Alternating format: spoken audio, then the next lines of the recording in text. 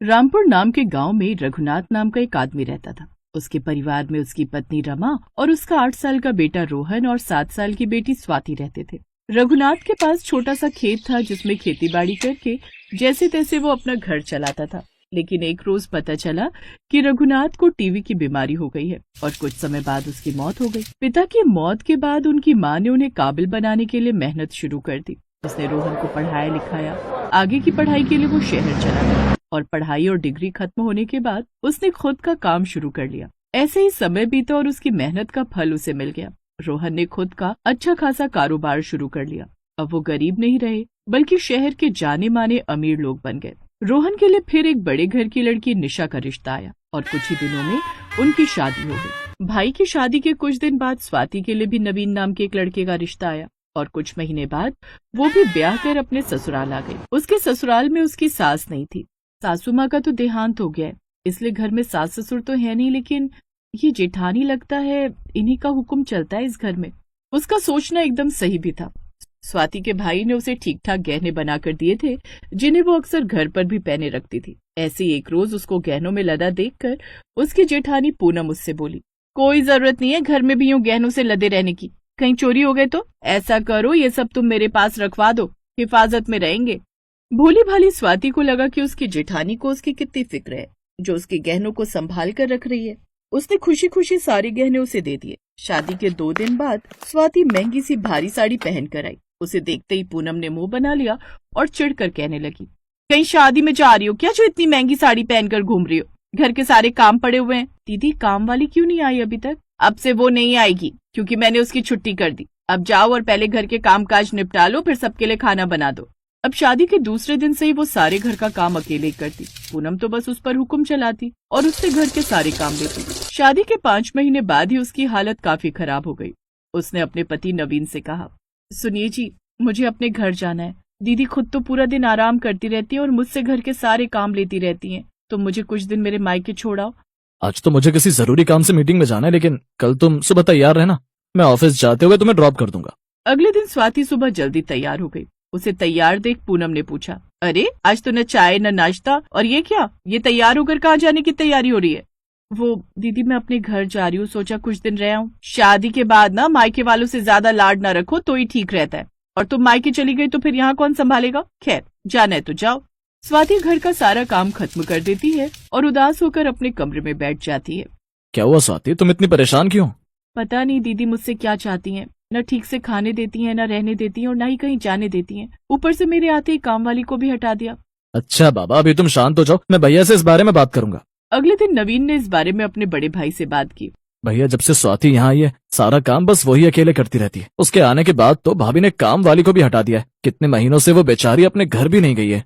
ये सुनते ही पूनम गुस्से में आ गई और वहाँ आकर बोली, अच्छा बीवी क्या आ गई, इसकी भी जुबान खुलने लग गई। और माल तुम लोग खाओ तो काम भी तो करना पड़ेगा ना। अरे तुम दोनों को हराम की खाने की आदत पड़ गई है। भाभी ये अब कैसी बातें कर रही हैं? ठीक ही तो कह रही है वो, क्या गलत कहा उसने? आज जिस बड़े से शोरूम के तुम मैनेजर बनते फिरते हो उसका मालिक तो मैं ही हूँ, और मैंने ही तुम्हें मैनेजर बनाया है, नहीं तो कोई तुम्हें बिल्कुल भी काम पर ही ना रखे। और जो तुम ये अमीर घर की लड़की ब्याह कर लाए हो ना, वो भी मेरे काम की बदौलत ही तुम्हें मिली है। मेरा बड़ा शोरूम और घर देखकर ही उसके भाई ने तुमसे रिश्ता जोड़ा था। मेरे बिना तो तुम जीरो हो, जीरो। और इतना ही घमंड है ना तो अपने हूर की परी को लेकर निकल जाओ यहाँ से। इतनी बेइज्जती बर्दाश्त करने के बाद कौन ही रुकेगा यहाँ भैया। नवीन स्वाति को लेकर वहाँ से चला गया। वो लोग अब बेघर हो गए। मैंने कभी नहीं सोचा था भैया मेरे साथ ऐसा करेंगे। स्वाति भी रहने का कोई ठिकाना नहीं है मेरे पास। तुम्हें लेकर कहाँ सड़कों पर भटकता फिरूंगा। ऐसा करो तुम कुछ दिन अपने मायके हो आओ। आपको इस हाल में मैं अकेले छोड़कर नहीं जा सकती। हम जिस भी हालत में रहेंगे साथ रहेंगे। स्वाति अपने पति के साथ किराए के कमरे में रहने चली गई। उनके पास महीने भर के गुजारे लायक तो पैसे थे ही। उन्होंने चौल में एक कमरा लिया और उसमें रहने लगे और जैसे तैसे गुजारा करने लगे। बड़े से घर में रहने वाली लड़की अब चौल के छोटे से कमरे में आकर रहने लगी। अब वो पानी भरने के लिए लंबी लंबी लाइन लगाकर वहाँ खड़ी रहती, छोटे से चूल्हे पर खाना बनाती। ऐसे एक रोज स्वाति कड़ी धूप में सब्जी का थैला लिए पैदल चली जा रही थी। तभी सिग्नल पर बड़ी सी गाड़ी में रेड लाइट पर उसका भाई खड़ा था। अपनी बहन की ऐसी हालत देख वो जल्दी से गाड़ी से उतरा और अपनी बहन के पास दौड़ कर गया। दीदी ये क्या हाल बना रखा है तुमने? अपने भाई को देख वो उसके सीने से लिपट कर फूट फूट कर रोने लगी। कुछ देर बाद वो उसके साथ उसके घर आ गया। उन्होंने आपके साथ ठीक नहीं किया। मैं अभी उन लोगों को जेल पहुंचा देता हूँ। नहीं नहीं, वो मेरा परिवार है, मैं उनके साथ कुछ गलत नहीं कर सकता। उन्होंने जो हमारे साथ किया वो उनके कर्म। अच्छा ठीक है, चलो मेरे साथ मेरे घर चलो। स्वाति ने बड़े ध्यान से अपने पति की तरफ देखा। फिर वो समझ गई कि उसका पति कहीं नहीं जाना चाहता। वो खुद भी नहीं चाहती कि वो मायके में रहकर अपनी भाभी के ताने सुने, इसलिए उसने वहां रहना ठीक समझा। रोहन घर आ गया। घर आकर उसने ये बात अपनी 7 महीने की गर्भवती पत्नी को बताई। अब हम क्या कर सकते हैं, जो उनके कर्मों में होगा उनको भुगतना तो पड़ेगा ही ना, इसमें हम कर ही क्या सकते हैं। ऐसे कुछ दिन बीत गए। कुछ दिन बाद उसकी भाभी ने एक बेटे को जन्म दिया। ये खबर मिलते ही स्वाति झट से अपने मायके दौड़ी चली आई। अरे वाह, मेरा नन्हा राजकुमार, लाओ इसे मेरे हाथ में दो भाभी।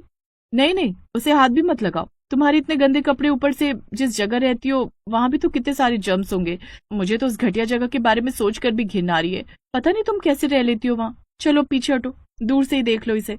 अपनी भाभी के मुंह से ये बात सुनकर स्वाति को भी बड़ा बुरा लगा। आंखों में आंसू लिए वो वापस चली गई। आ गई, मिलाई नन्हे राजकुमार से। स्वाति ने रुंधे हुए स्वर में हामी भर दी। हाँ, अच्छा तुम्हें कहीं नौकरी मिली? वो दोनों ये बात कर ही रहे थे कि तभी रोहन के पास नौकरी के लिए फोन आ गया। ये सुनकर दोनों बड़े खुश हुए। कुछ समय बाद स्वाति ने भी एक जगह नौकरी के लिए अप्लाई किया और उसकी भी नौकरी लग गई। धीरे धीरे उनके घर के हालात सुधरने लगे।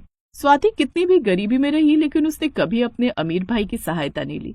उधर उसकी जेठानी और जेठ ने किसी के साथ धोखाधड़ी की, जिसके जुर्म में उन्हें सजा मिल गई और वो जेल चले गए। स्वाति और नवीन को जैसे इस बात की खबर लगी, उन्होंने उन दोनों को छुड़वाने की पूरी कोशिश की और एक रोज उन दोनों को निकाल डाला।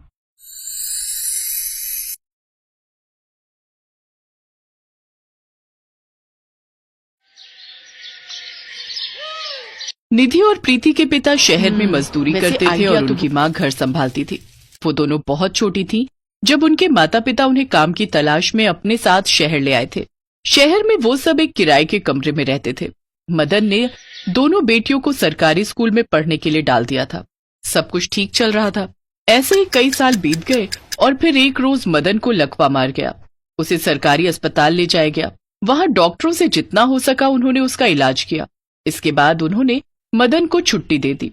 एक दिहाड़ी मजदूर ने जब बिस्तर पकड़ लिया तो घर के हालात भी बुरी तरह चरमरा गए। जो भगवान की मर्जी, अब उसके आगे किसी का जोर कहाँ चलता है। सुनिए जी, आप दिल छोटा मत कीजिए, बस थोड़ी हिम्मत बांधे रखिए, देखना एक दिन सब ठीक हो जाएगा। मेरी तो कुछ समझ नहीं आ रहा उर्मिला, अब इतने बड़े शहर में हमारा गुजारा कैसे चलेगा। हमारी दोनों बेटियां बस अपनी 12वीं खत्म कर ले, फिर देखना सब ठीक हो जाएगा। निधि और प्रीति दोनों 12वीं की परीक्षा दे रही थी। अपने घर के हालातों से वो दोनों भी बहुत चिंता में थे। सोचा था 12वीं पास करने के बाद हम ग्रेजुएशन पूरी कर लेंगे, लेकिन घर के हालात देखकर अब मुझे ऐसा नहीं लगता। कोई बात नहीं दीदी, वो तो हम करस्पॉन्डेंस से भी पूरा कर सकते हैं, लेकिन फिलहाल हमें घर के हालात ठीक करने होंगे। तुम तो जानती ही हो मां अनपढ़ है, उन्हें कुछ ज्यादा नहीं पता, इसलिए अब हमें ही कुछ सोचना होगा। ऐसे ही कुछ दिन बीत जाते हैं। दोनों 12वीं पूरी कर लेती हैं। उदास उर्मिला उन दोनों के पास जाती है। निधि, प्रीति, मुझे लगता है अब हम लोगों को गांव चले जाना चाहिए। आज सेठ जी आए थे, 3 महीने का किराया मांग रहे हैं। लेकिन माँ, हम बचपन से यहाँ रहे हैं और फिर हमारी पढ़ाई सब गांव में कैसे होगा? वो सब मैं नहीं जानती। मैंने कहा ना, गांव चलना है मतलब चलना है। निधि प्रीति ने काफी मना किया, लेकिन उर्मिला ने उनकी एक नहीं सुनी। अब गांव में आकर वो लोग अपनी झोपड़ी में रहने लगे, लेकिन दोनों बहनों को कुछ समझ नहीं आ रहा था कि वो अब आगे क्या करें। उन दोनों ने कई दिनों तक सोचा कि वो ऐसा क्या काम करे जो इस गांव वालों के लिए नया हो। बहुत सोचने के बाद उन दोनों बहनों ने छोले भटूरे बनाकर बेचने की सोची। मैंने गांव भर में घूमकर देखा है, यहाँ सिर्फ कल्लू हलवाई है जो केवल समोसे ही बनाकर बेचता है। उसके अलावा यहाँ किसी चीज की दुकान या ढाबा नहीं है, तो क्यों ना हम यहाँ छोले भटूरे बनाकर बेचें। वैसे आइडिया तो बुरा नहीं है, और तुम वैसे भी अच्छे छोले बना लेती हो और मैं भटूरे अच्छे बना लेती हूँ। क्यों बाबा, कैसा लगा हमारा आइडिया? जो वैसे विचार बहुत अच्छा है तुम्हारा, लेकिन तुम दोनों ये सब सामान कहाँ से लाओगे? दोनों बहनों ने ये तो सोच लिया कि अब उन्हें क्या करना है, लेकिन अब दोनों को इस बात की चिंता सताने लगी कि इन सब के लिए सामान कहाँ से आएगा। वो दोनों अपनी माँ के पास गई। देखो बेटी, तुम दोनों से कुछ नहीं छुपा। जो पैसे थे वो मैं शहर में सेठ को किराए के पैसे देकर आ गई, लेकिन हाँ, मेरे पास ये एक सोने की अंगूठी रखी है। तुम दोनों चाहो तो इससे शुरुआत कर सकती हो। फिर दोनों बहनों ने वो अंगूठी सुनार के पास गिरवी रखी और उससे मिलने वाले पैसों से उन्होंने जरूरत का सारा सामान खरीद लिया। फिर रात को ही सारी तैयारी कर ली और अगले दिन गांव के बस अड्डे के पास जाकर अपना ठेला लगा लेती हैं। और 30 रुपए छोले भटूरे की प्लेट बेचना शुरू कर देती हैं। 30 रुपए, 30 रुपए, आइए आइए, गर्मा गर्म छोले भटूरे खाइए। छोले भटूरे, ये नाम तो सुना सुना लग रहा है। हाँ, ये तो हमने शहर में खाया था जब मैं अपनी बहन के यहाँ गई थी। छोले भटूरे का गांव वालों ने नाम बहुत सुना था, लेकिन छोटे शहर के होने के कारण वो जब कभी शहर जाते तो ही वहाँ छोले भटूरे खा पाते थे। लेकिन अब गांव के बस अड्डे पर ही जब सिर्फ 30 रुपए में छोले भटूरे मिलने लगे तो वहाँ खुद ब खुद भीड़ लग गई। बस का इंतजार करने वाले लोगों और बस से उतरने वाले लोगों ने जब छोले भटूरे की दुकान देखी तो भीड़ लगनी शुरू हो गई। बहन, मेरे लिए भी छोले भटूरे की प्लेट बना देना। हाँ भैया, बस अभी लो। निधि गर्मा गर्म भटूरे तलती गई और प्रीति उन्हें सर्व करती गई। वाह बहन, क्या स्वाद है इसमें, मजा ही आ गया। ऐसा करो, 3 प्लेट पैक भी कर दो। घर में माँ, बाबूजी और मेरी बहन गांव के छोले भटूरे खाएगी ना तो खुश हो जाएंगे। वैसे मुझे छोले भटूरे बहुत ही पसंद है, लेकिन गांव में पहली बार भटूरे खा रहा हूँ। नहीं तो जब भी शहर सामान लेने जाता था तभी खा पाता था।